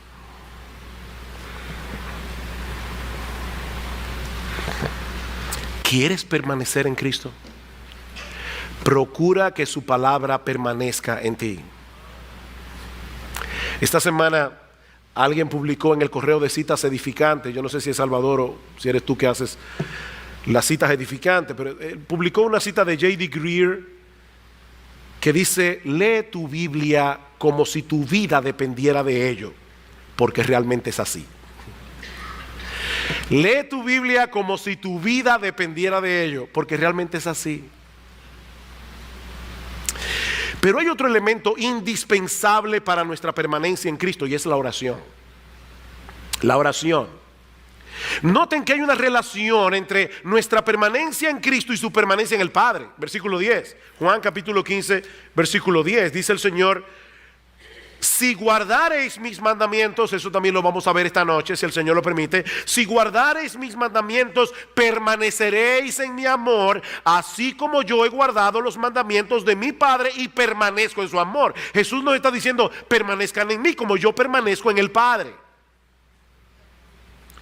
Y si hay algo que caracterizó la vida de Jesús durante todo su ministerio terrenal, fue la relación de intimidad y cercanía que él mantuvo con su Padre Celestial en todo momento y en toda circunstancia. Jesús, a través de toda su vida, dependió claramente de su Padre en oración.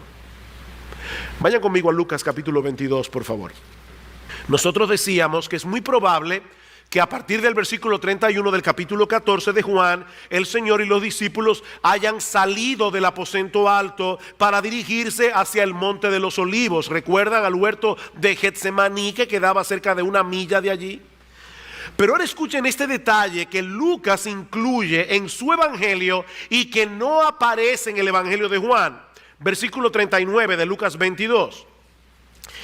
Y saliendo probablemente del aposento alto para irse al huerto de Getsemaní, y saliendo se fue como solía al monte de los olivos. El huerto de Getsemaní quedaba en la pendiente del monte de los olivos.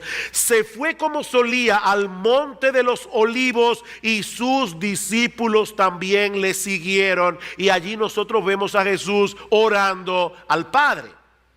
La palabra que yo quiero que ustedes resalten en sus Biblias en esta mañana es como solía.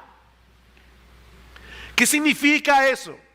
Esto nos hace ver que eso no fue un hecho aislado en la vida del Señor. Esto es algo que él acostumbraba a hacer, apartarse al huerto de Getsemaní para estar a solas con su Padre Celestial. Escuchen Mateo 14:23. Despedida la multitud, subió al monte a orar aparte. Y cuando llegó la noche, ¿qué significa eso? O que cuando Jesús llegó al monte todavía no era de noche. Fue a pleno día todavía, o quizás en el atardecer. Dice, despedió a la multitud, subió al monte a orar aparte, y cuando llegó la noche estaba allí solo. Hermanos, Jesús sabía que la efectividad de su ministerio dependía de su intimidad con su Padre. Marcos 1:35, levantándose muy de mañana, siendo aún muy oscuro, salió y se fue a un lugar desierto y allí oraba. Lucas 6:12, en aquellos días antes de la elección de los 12 apóstoles, él se fue al monte a orar y pasó la noche orando a Dios. Yo no sé si ustedes se dieron cuenta de lo que yo acabo de hacer, pero yo acabo de citar a 3 evangelistas diferentes. Qué bueno que tenemos 4 evangelios con 4 perspectivas distintas de la vida de Jesús que encajan mutuamente. Y tanto Mateo, Marcos, Lucas y el mismo Juan resaltan el hecho de que Jesús oraba. Pero no solamente eso, si ustedes leyeron esos textos o escucharon esos textos con atención, se van a dar cuenta que se refieren a diferentes horas del día. Jesús oraba por la tarde hasta la noche, Jesús oraba por la noche, Jesús oraba de madrugada, Jesús a veces se pasaba la noche entera orando.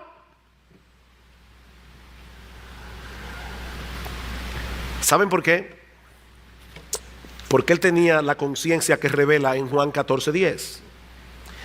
¿No creéis que yo soy en el Padre y el Padre en mí? Las palabras que yo os hablo no las hablo por mi propia cuenta, sino que el Padre que mora en mí, Él hace las obras. Jesús está en nosotros y Él hace las obras, así como el Padre estaba en Jesús y hacía las obras. Hermanos, Jesús, el Hijo de Dios, la segunda persona de la Trinidad encarnada, Dios hecho hombre, dependía enteramente de su Padre Celestial. Déjame hacerte una pregunta. Si le pidiéramos a 4 personas que pasen 3 años viviendo íntimamente contigo, en una relación bien estrecha, para que luego escriban 4 biografías de ti, reflejando, ¿verdad?, 4 perspectivas distintas. ¿Cuál sería el rasgo dominante que ellos resaltarían acerca de ti? Porque en el caso de Jesús, lo que los evangelistas resaltaron fue su dependencia del Padre. La oración fue un elemento vital en la vida y ministerio de nuestro Señor Jesucristo. Y ahora que Él está a punto de partir y dejar la responsabilidad de su obra en manos de los discípulos, sus discípulos hasta ahora estaban a la sombra, Jesús era el protagonista, ahora Jesús se va, ellos van a ser los maestros, ellos van a ser los líderes, ellos van a ser los evangelistas, ellos van a hacer la obra que Jesús estuvo haciendo por 3 años y medio. ¿Y saben lo que le ordena a Jesús? Versículo 4 y 5 otra vez: permaneced en mí y yo en vosotros. Como el pámpano no puede llevar fruto por sí mismo si no permanece en la vid, así tampoco vosotros si no permanecéis en mí. Yo soy la vid, vosotros los pámpanos. El que permanece en mí y yo en él, este lleva mucho fruto, porque separados de mí nada podéis hacer. Nada podéis hacer. Hermanos, ¿qué hemos visto hasta aquí? Que debemos permanecer en Jesús para tener una vida cristiana fructífera, de la misma manera que las ramas de la vid deben permanecer en la vid. Hemos visto también que esa permanencia puede ser definida como mantenernos en comunión con Jesús y en dependencia de Jesús, momento a momento, día tras día, de manera que la palabra y la oración son 2 elementos indispensables de esa permanencia. Debemos mantenernos en comunión con Jesús, debemos depender de Jesús desde que nos levantamos por la mañana hasta que nos acostamos en la noche. Debemos decir, al igual que David en el Salmo 5: oh Jehová, de mañana oirás mi voz, de mañana me presentaré delante de ti y esperaré. O como dice Isaías en Isaías 26:9: con mi alma te he deseado en la noche, y en tanto que me dure el espíritu dentro de mí, madrugaré a buscarte. En la oración del Padre Nuestro, una de las cosas que debemos pedir es el pan de cada día, ¿verdad? ¿Y qué significa eso? El pan de cada día, dánoslo hoy. Bueno, eso implica por lo menos 2 cosas. Primero, que tú vas a orar cada día, porque tú necesitas la comida de cada día. Pero en segundo lugar, que vas a orar por la mañana. Porque tú estás pidiendo: Señor, gracias por el pan que me diste. No, es el pan del cada día, dámelo hoy. Déjenme compartir con ustedes algo que escuché recientemente. Yo no voy a pedirles que levanten la mano, pero si yo hiciera la pregunta: ¿cuántos de los creyentes que están aquí sentados hoy en la mañana saben que necesitan a Dios? ¿Saben que necesitan un tiempo a solas con Dios? Yo estoy seguro que todos los cristianos que están aquí levantarían la mano. Tú sabes que necesitas estar a solas con Dios. Yo sé que yo necesito estar a solas con Dios. Bien. Pero a esa pregunta le falta algo, o a esa declaración le falta algo. Tú necesitas a Dios, yo necesito a Dios, pero lo que le falta a esa declaración es que Él quiere estar con nosotros. Déjame volver a repetir eso otra vez. Tú necesitas a Dios y Él quiere estar contigo. Él quiere estar contigo, si eres creyente. Nosotros no somos una interrupción en el itinerario de Dios. Óyeme, yo que estoy tan ocupado y aquí está esto otra vez. No. Él nos escogió desde antes de la fundación del mundo para tener comunión con nosotros y para hacernos cada vez más semejantes a nuestro Señor Jesucristo, de modo que cada día Él nos prepara una mesa para que vengamos delante de Él a tener comunión con Él. Mis hermanos, eso cambia por completo nuestra perspectiva, nuestra visión de ese tiempo a solas con Dios. Alguien lo dice de esta manera: todos nosotros necesitamos comer, pero no siempre tenemos deseo de comer. Algunos siempre tienen deseo de comer, pero hay algunos que se les ve el apetito de vez en cuando. Y cuando nos encontramos en esa condición inapetente, fácilmente podemos saltar alguna comida, porque tal vez estamos muy ocupados o entretenidos en alguna cosa.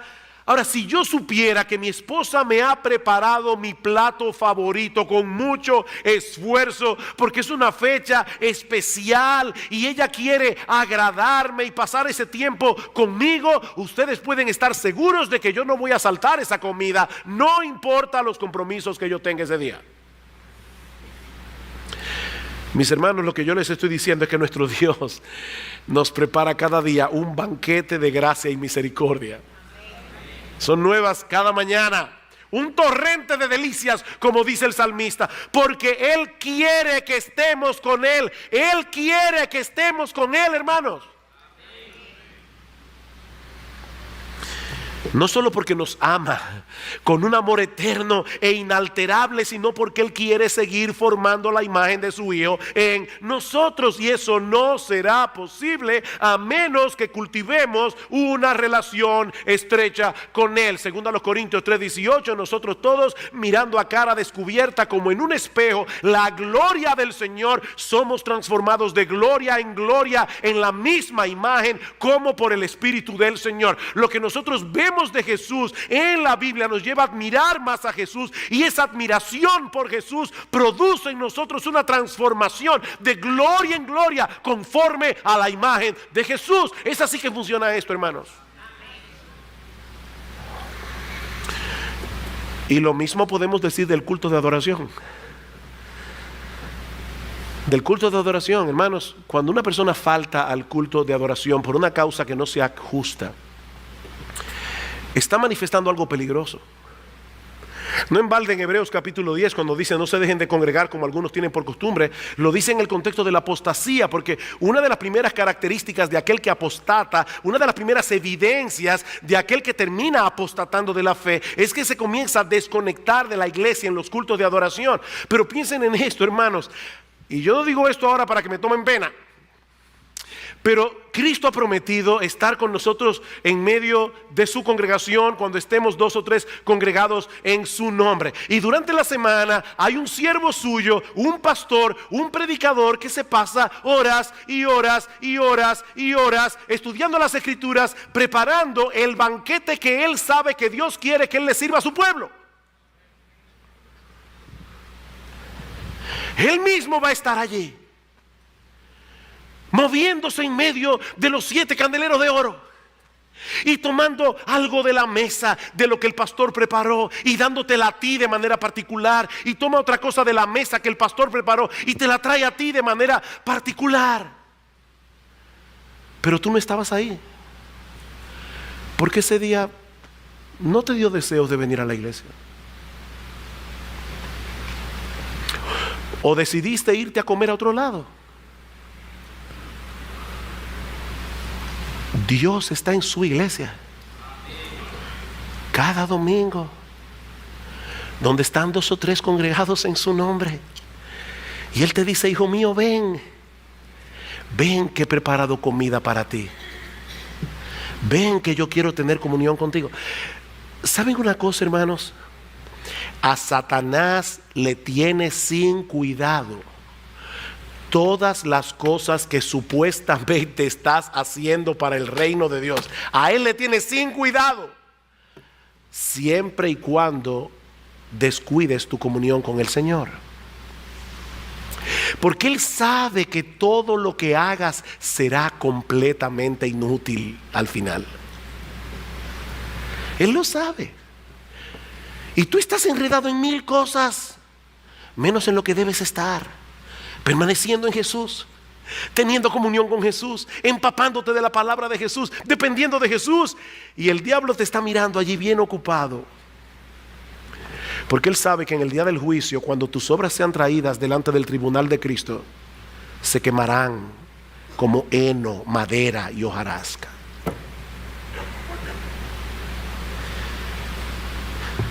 Mi amado hermano, déjame hacerte una pregunta. ¿Cómo está tu comunión con el Señor? ¿Qué tan conscientemente tú vives delante de Él cada día? ¿Qué tanto mora su palabra en ti? ¿Qué tanto dependes de Él en oración? Porque nadie, y Salvador decía algo esta mañana acerca de eso en otro contexto, nadie se mantiene en un estado de neutralidad en este asunto. Si no estás permaneciendo en Cristo, es porque estás permaneciendo en otra cosa. Si no estás permaneciendo en Cristo, es porque estás permaneciendo en otra cosa. Hay algo o hay alguien que está ocupando tu mente y tu corazón de tal manera que está desplazando a Jesús del centro de tu vida. Puede ser el trabajo, puede ser el deseo de prosperar económicamente, puede ser una excesiva preocupación por tu figura física.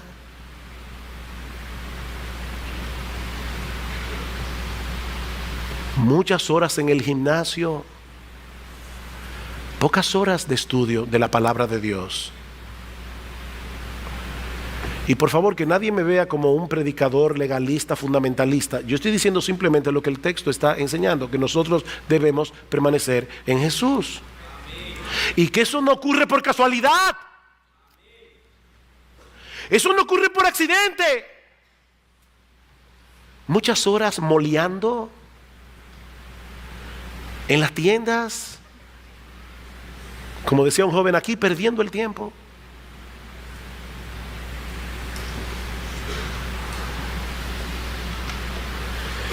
Yo sé que muchos están preocupados por la mundanalidad en la iglesia, por la mundanalidad que profesan, que perciben algunos que profesan la fe, por la forma inmodesta como se visten algunas, por los lugares que visitan, por las entretenciones que se permiten. Hermano, cada vez es más difícil distinguir a los creyentes de los incrédulos en sus entretenciones. Cada vez es más difícil porque no parece haber ninguna diferencia entre lo que hacen los impíos y lo que hacen los creyentes. Pero ¿saben cuál es la raíz de ese problema? Nuestra falta de permanencia en Jesús. Ese mal no se corrige poniendo más reglas que las que hay en la Biblia. Eso sí es legalismo. Sino creyendo de corazón que en la presencia del Señor hay plenitud de gozo, delicias a su diestra para siempre. ¿Ustedes creen que una hermana se va a vestir igual teniendo presente a Jesús? Que entre el espejo y ella está Jesús. Y ella se está mirando a sí misma sabiendo que Jesús la está inspeccionando allí. Y ella está diciendo: Señor, yo me quiero vestir de tal manera que yo te agrade a ti. Yo no estoy aquí para llamar la atención sobre mí, Señor. Yo quiero que mi vida llame la atención sobre ti. ¿Es este el vestido apropiado, Señor? Señor, yo quiero hacer esto y esto y aquello. ¿Puedes ir conmigo y disfrutarlo, Señor? Porque yo no quiero hacer nada que te aparte de mí. Yo no quiero hacer nada que cause frialdad en tu relación conmigo. Señor, yo quiero permanecer contigo. Yo quiero estar cerca de ti, Señor. Porque es una mentira diabólica que para disfrutar de la vida hay que estar lejos de Jesús. Hermanos, eso es una mentira diabólica. En tu presencia hay plenitud de gozo, delicias a tu diestra para siempre. Señor, yo quiero estar contigo. Yo no quiero apartarme de mí ni un milímetro, Señor. Por eso les decía, hermanos, yo creo que si nosotros aplicáramos un 15% de esto, nuestras vidas serían completamente transformadas. La iglesia sería transformada. Esta tarde el Señor, si el Señor lo permite, vamos a ver algunas de las cosas que suceden en la vida de aquellos que permanecen en Jesús. Yo los invito a estar esta tarde, a disfrutar de la cena del Señor, donde vamos a recordar su muerte. Yo estoy seguro que estas cosas tienen que haber herido tu conciencia, porque hirieron la mía, hermanos. Hirieron la mía en esta semana. Yo he tenido que examinarme a mí mismo y decir: Sujel, ¿dónde está tu mundanalidad? Porque es muy fácil denunciar la del otro. Pero qué bueno que en Cristo hay perdón. Qué bueno que su sangre nos limpia de todo pecado. ¿Para qué? ¿Para que tomemos el pecado a la ligera? No, para que levantemos las rodillas paralizadas, las manos caídas y hagamos sendas derechas para nuestros pies, para que nosotros sigamos corriendo la carrera con los ojos puestos en Jesús, el autor y el consumador de nuestra fe. Hay perdón en Cristo. Y esta tarde vamos a ejemplificar eso en la cena del Señor. Pero no quisiera concluir sin dirigir unas palabras muy breves para aquellos que están aquí sin Cristo. Mi amigo, nadie puede permanecer en Cristo sin estar primero unido a Cristo por la fe. Recuerda que Él es la vid verdadera, la única vid que ofrece salvación y vida eterna para todos los que creen en Él. Mi amigo, solo en Cristo hay perdón de pecados. Solo en Cristo hay reconciliación con Dios. Solo en comunión con Él puedes tener una vida verdadera, fructífera, no solamente aquí y ahora, sino por toda la eternidad. Pero tienes que arreglar primero tus cuentas con Dios. Tienes que venir a Cristo en arrepentimiento y fe, confiando únicamente en Él y en su obra redentora en la cruz del Calvario. Mi amigo, allí donde estás, pídele a Jesús que te salve. Pídele que te salve, pídele que tenga misericordia de ti. Mi amigo, no te vayas de este lugar como una rama seca cuando puedes irte unido a la vid, recibiendo todo el beneficio de estar en unión con ese precioso, maravilloso, extraordinario, exaltado, bendito Señor y Salvador Jesucristo por los siglos de los siglos.